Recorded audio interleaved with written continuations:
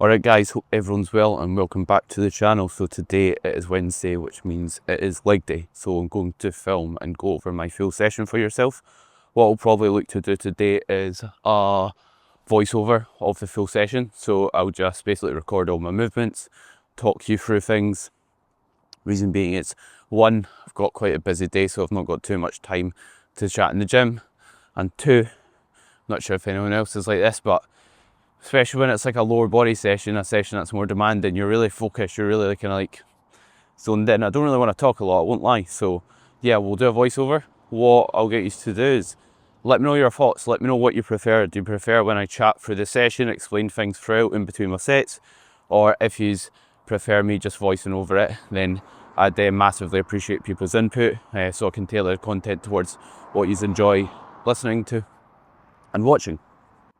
And also, we've recently reached 1,000 subscribers, so thanks so much for everyone who has subscribed and supported the channel in any shape or form. And if you haven't already subscribed, then it would be massively appreciated, as well as liking, commenting, and tag me on your Instagram story. And if you enjoyed the video, just to share the word. So yeah, appreciate the support a lot. Hope you enjoy. Anything you'd like to see in terms of content, let me know. So first up in this session, we have a straight leg calf raise variation, and I do all of my calf raise work via straight leg variations. The reason being is it's shown in literature that when we perform a standing calf raise or straight leg variation in comparison to seated, you'll work your gastrocnemius more when you're doing a straight leg variation, and the gastrocnemius is a bit more prone to muscle growth. We'll work our soleus as well when we perform a standing calf raise and also a seated, but basically we'll work a larger percentage of our calf when we're doing a straight leg variation. So I opt to do so as a result of it.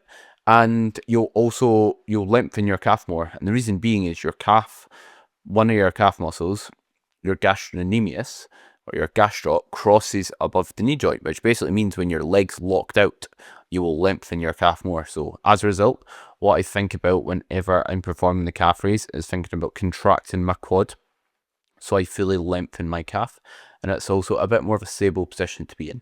And next up, we've got a tibialis raise using a tib bar, and here, this is a very humbling movement if you've never performed it. And you might think, why am I doing this? Why am I training my tibia? Why would you train your biceps but not your triceps? Why would you train your quads but not your hamstrings? Why would you train your chest but not your back? So I just think it's not a bad idea in terms of your overall knee health. And also, I want big calves.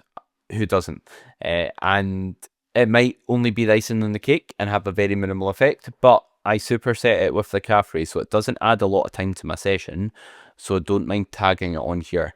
And I just did 3 straight sets of each on these 2 movements, and I just let the reps taper down. So instead of like trying to get like 8 to 12 and then 10 to 15 sort of thing, I just do like a high rep set and then let the reps drop off as the set goes on. And here you'll be able to see I've got my last set of calf raise, and what I basically do after the last set for calves and also for the tibia raise. And I do this on the majority of my isolation movements. If I know I'm not training a muscle group again in that session, I'll try and rinse the most I can out of the last set. And what that will entail is performing partials. Maybe it will be an isometric hold, or maybe just like a really, really slow final repetition. But I'll just basically get as much as I can out that rep. A good mindset and a good approach to have throughout any sort of set is how can you get the most from it you possibly can. Imagine that's your only set you have to stimulate that muscle group. That's how we ideally want to approach every single set, and that's a good way to make sure the quality stays high, because it's easy to think, oh, more is better, but then you add more and then the quality diminishes. So here you can see the partials. Then after I can't get any more partials, I'll just hold that stretch position for a good 10 seconds after the set. And after the calf raise, I have the adductor, which you'll see a short clip of, and somehow I managed to not record it, so sorry about that, but I just had the adductor, and the adductor movement I like because it's a good way to kind of get the hips nice and mobile, and also a good way to improve the thickness from your leg. So a big part of what will contribute towards the thickness of your leg from the front and the back is going to be your adductor. It makes up a large percentage of your leg. And then we've got the leg extension next, and the leg extension, you'll see here I'm using a belt and also lifting straps, and the reason being is we can't fire a cannon from a canoe. If I can create more stability, it will allow me to produce more force. Here I'm sitting around about 80 kilos something in body weight, and I'm lifting around about 113 kilos from the top of my head. So that's more than my body weight pulling me up. So I want to resist that force. So how do I do so? By pulling down on the handle and using the seatbelt. Because if I'm not stable, again, that's going to limit how much I can perform. So 2 sets on the leg extension. The first one slightly higher in reps, and then I just let the reps taper down on the second set. I don't think you really need to do like a heavy set and a light set on the leg extension. So that's how I approach it. And my second set as well, I'll finish with partials here. And here I'm just thinking about controlling each inch of the rep, getting full extension, pulling down as hard as possible.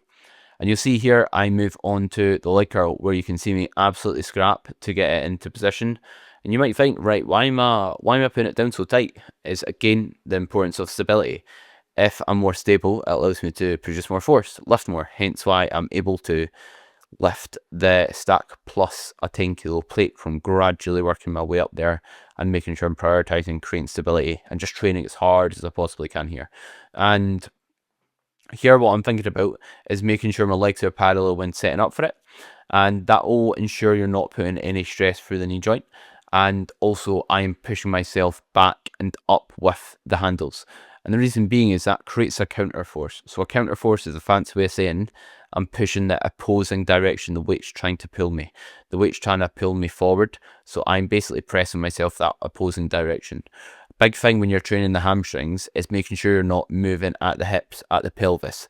If I'm arching my back as I drive back, you're not getting as much change in length at the hamstring. You're not getting as much range of motion. So we ideally want to see everything static apart from that knee joint here. And then I follow my heavier setup with a slightly high rep set. So what I've been doing is just biscuit in, adding a little increment of weight, repeating that on a weekly basis. And then my second set, I just do the stack and I just think, right, how can I improve the quality of it as much as possible? How can I rinse as much from the stack as I possibly can? And here you can see, again, as I touched on, I'm finishing with partials and then holding the stretch. I've only got 2 sets for hamstrings in this session, so it makes sense to make the most of them and get them, because I can recover from it pretty much, because I've got, I'm training Wednesday, and next time I'm training my hamstrings will be the Saturday, and they actually get pretty sore from this, to be fair. And we're next onto the meat and potatoes movement of the session, the hack squat, which I carry a bit of aggression into, just because if you're going into your sets with 0 arousal, and it's like a big movement like the hack, when you progress it further and further, you'll really start to struggle if you don't carry some kind of aggression into it, in my opinion. And because if I don't, it just will not move. So here, I've got a very low stance to bias the quads, round about shoulder width for a little bit narrower. And you'll see here, I allow my heels to lift at the bottom. The reason being is it allows me to get a bit more bend in the knee and my knee further over my toe. So it gives me a great stimulus for my quad. For some people, this might not be comfortable, but for me, it feels brilliant, so I choose to do it. If it doesn't feel good for you, don't do it. There's no rights and wrongs in this game. Everyone's different. Everyone's got different injuries, structure, shape. So there's no one size fits all approach. And here what I'm thinking about doing on those final reps is making sure I'm just as precise. The quality never changes as the set goes on. If anything, you want to hone in and make sure the quality is really high to get the most out of those reps.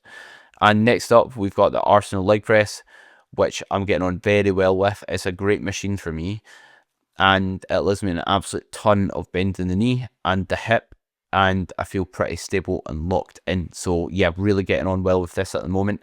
And I've just got the 1 set of each. I don't do a ton of work for my quads as they're slightly stronger than my upper body, and I just don't need a lot for them to get stimulated effectively. Like my requirements are pretty low because they're sore for days after this session.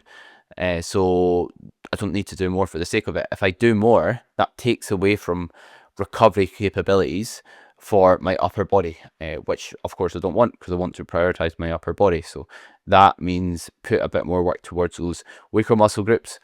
and a bit less work towards the stronger muscle groups, especially legs. It's very physically demanding. So if you've already got strong legs, you want to bring up your upper, don't absolutely hammer the amount of work you can do for your leg training, and just prioritize quality in the sets you're doing. And we've next got the walking lunges. So some people might argue these are too fatiguing, these are too demanding, you're working a lot of muscle groups, or you're unstable. But yes, you could say they're all cons of the movement, but they're also all pros of the movement. It's good because I get a lot of muscle groups worked in a short duration of time. It's good because I challenge my stability. It's also a good challenge for your mental toughness. And also enjoyment is a good enough reason to perform a movement itself. So, because if I can get good at stabilizing a dumbbell, walking lunge, then my ability to stabilize a barbell squat, a hack squat's going to be a piece of cake. And also, like I said, it does hit a lot of muscle groups. After this set, my traps are burning, my forearms are burning, my lower back feels tired as well. And also, I'm well out of breath, and it is extremely demanding. It's extremely hard mentally as well as physically. But they're all good things because it allows me to get a lot done in a short period of time here.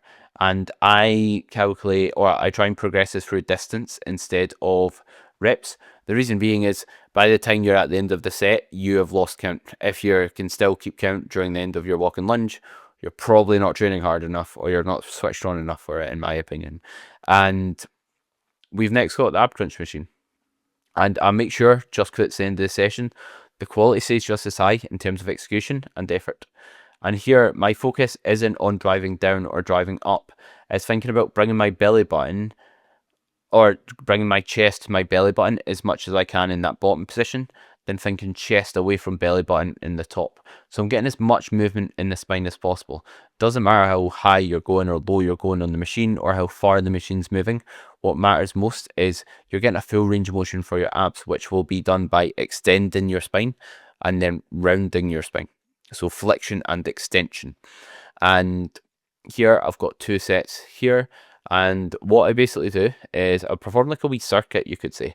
I don't sprint into the next exercise, but I'll go from the ab crunch, and then after that I will go into the dumbbell lateral raise. And the reason being is I train push on Monday and Friday, my leg sessions on Wednesday. So it just allows me to get a little bit more work in for my side delts across the week, which are muscle that I want to get a bit more of. And also, it's not very fatiguing or demanding. I can recover from it. So I tag 2 sets here on. Here I approach the set and trying to get a bit more out of less, because if I am launching, let's say 22.5s about, which I have done and I perform on my other push session, and I do that multiple times a week, and then I stack the lateral raise seated machine, might not be good for my shoulders long term. You know what I mean? They might catch up with me. So sometimes it's a good skill, especially if you're hitting a muscle group very frequently, trying to just get more out of less weight. So I've got the lateral raise there, again finishing off with partials for the same reason as before, and then a kneeling tricep extension. I perform it kneeling just because you're a bit more stable, so it means you can get a bit more output for the target tissue, which in this case is the tricep. So perform it kneeling, and then just 2 sets here. Again, not trying to just throw weight about, but trying to make sure I'm getting the most out of the weight I'm lifting, and I'm not lifting as heavy as possible purposely, just to give me longevity through my elbow joint and my shoulder joint with the lateral raises. So yeah, I've got 2 sets of each, including the ab crunch, lateral raise, and then the tricep extension. And after that, which you will see in a second, I finish off with a stretch for my quads. So what you'll see here looks pretty strange, but what I'm doing is a DC stretch. So there's someone called Dante Trudell who came up with an approach called dog crap training, or you could class it as a passive stretching. So passive stretching or DC stretching is shown to promote muscle growth. And the reason being is like you're putting the muscle under load. So what I'm basically doing is I'm lying back and I'm contracting my quad like I'm trying to drag myself up, and I'm holding against that. What this can be good for is your mobility and flexibility. And I think if you've got something tight, it's probably not a good thing as a whole. So it allows me to keep on top of my flexibility for areas like my quads, my hip flexors. So I hold that for a full minute. And then got the obligatory, that didn't come out properly, that word, but basically we quad check after the session. That's a must do on the way down the stairs at the mirror at Flexion It. If you know, you know. The lighting's pretty good here, but It's not reflected in the video, that's for sure. They're not looking the best, but yeah, we'll move on. And we've got the Gym Leco forearm machine to finish, which is something we've recently got at the gym. So this is something I'm really excited to see the benefit of, see how my forearms look after performing this for a long duration of time. So far, I feel like my forearms are looking a wee bit better just from running it for a few weeks. So it'll be exciting to see, because who doesn't want big jacked arms in a t-shirt? So yeah, just tag this on to mentor the session. So I'm currently doing this at the end of push on Monday, legs on Wednesday, and push on Friday. And I just do one set. I get as far, I basically do as much reps as I can. Once I get it up and down 5 times each way, I'll then jump up in weight. And yeah, it doesn't take too long, and it's a good way to just make those arms look a little bit better in the t-shirt for summer. And that's pretty much it. That's the session wrapped up. So I finish off with forearms, and then that is me. And this leg session is one I'm getting on really well with. I've been running it for a good period of time. I've not really made much changes, and the reason being is I'm getting a lot from my movements, and there's only so much movements out there. There's not much good replacements for something like a leg extension. So something very important and valuable if you're training is falling in love with the monotony, fall in love with the process. Allow it to be boring, and kind of find enjoyment in getting that progression at every rep, because it's what grants results in the gym is pretty much like what allows you to save money, what allows you to do well in university or in work. It's not doing anything really exciting one time. It's about doing the boring things week in, week out, over and over again. So thank you very much for watching. If you did enjoy the video, a like would be massively appreciated. Tag and share on your Instagram story, and also let me know in the comments if you like this format so I can keep producing it in the future. Anything you want to see covered, let me know, and hope everyone has a great rest of their day.